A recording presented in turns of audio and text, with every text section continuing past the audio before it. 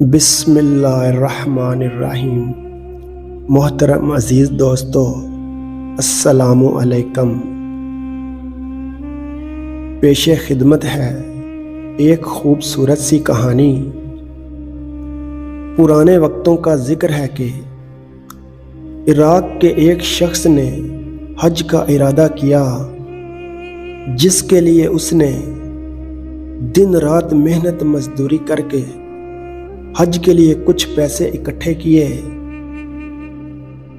اور آج کل کے دور کی طرح اس وقت بھی لوگ قافلوں کی صورت میں حج پر روانہ ہوتے تھے، مگر پیدل۔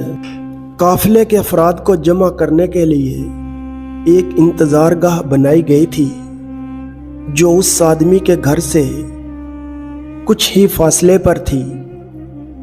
روانگی کے روز وہ آدمی اپنے گھر والوں سے بداع لے کر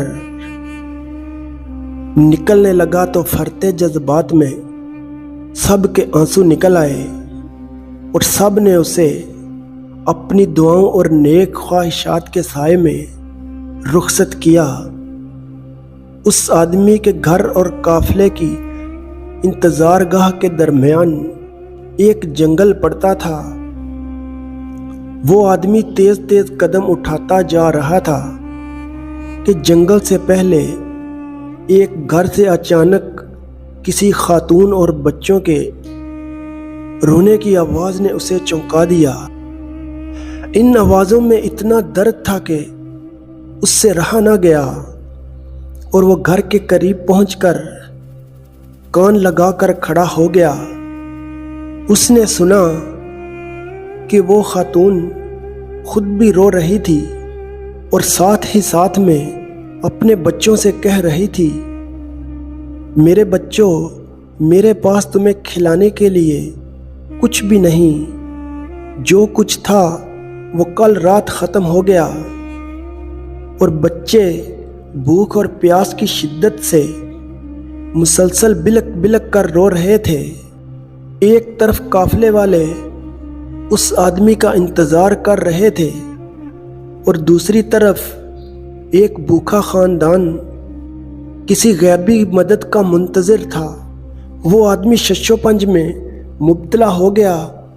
آخر آسمان کی طرف نگاہ کر کے ہاتھ بلند کرتے ہوئے کہنے لگا، یا اللہ،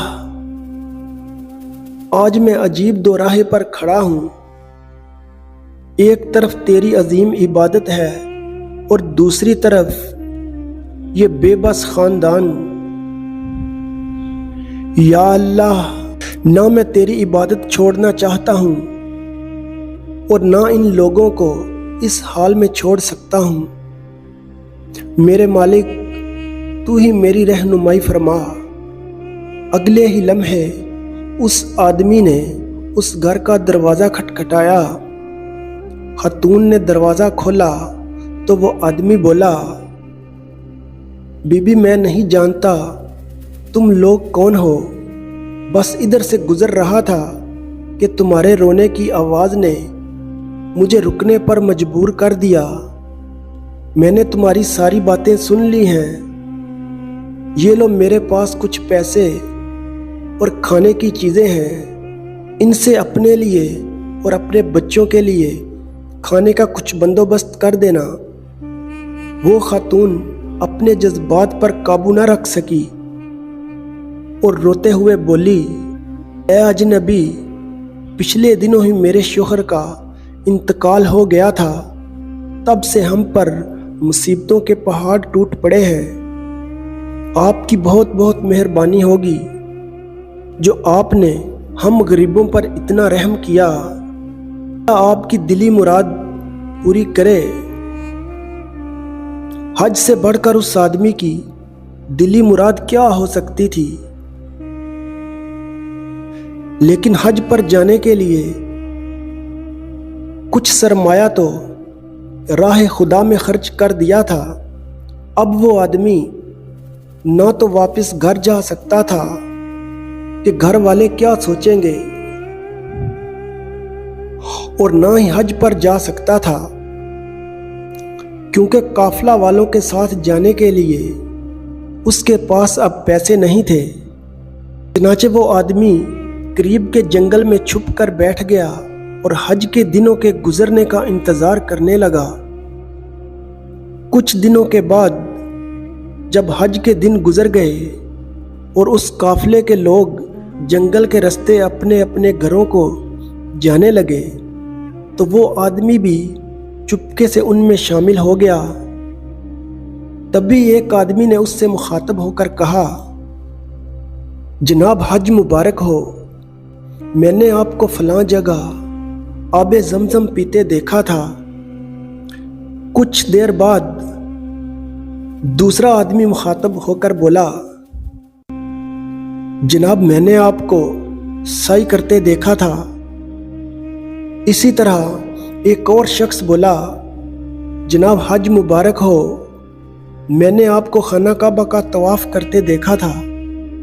गरज ये कि हर हाजी उसके हज के मौके पर मौजूदगी की दलील देने लगा।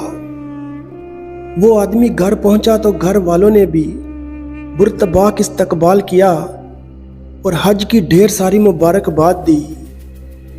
लेकिन वो आदमी अंदर ही अंदर परेशान था कि मैं तो हज पर नहीं गया था, तो फिर क्यों हर हाजी मेरी वहां पर मौजूदगी की बात कर रहा है। जाहिर सी बात है, हज से वापसी पर कोई भी हाजी झूठ नहीं बोलेगा, लेकिन माजरा क्या है समझ से बाहर है। इस सोचों में घूमते घूमते उसे नींद आ गई और वो सो गया। आलमे ख्वाब में उसे बशारत मिली कि ए नेक दिल इंसान, तूने हज जैसी अजीम इबादत को छोड़कर मखलूक खुदा की मदद की। इसके बदले में अल्लाह ताला ने बिल्कुल तुम्हारी शक्ल के एक फरिश्ते को खलक किया और उसे तुम्हारी जगह हज पर भेजा। यही नहीं बल्कि उस फरिश्ते के हज का सारा सवाब भी तुझे ही मिलेगा। इसलिए हर हाजी तुम्हारी वहां पर मौजूदगी की दलील दे रहा है। दोस्तों वीडियो अच्छी लगी हो तो वीडियो को लाइक करें और चैनल को सब्सक्राइब करें। शुक्रिया।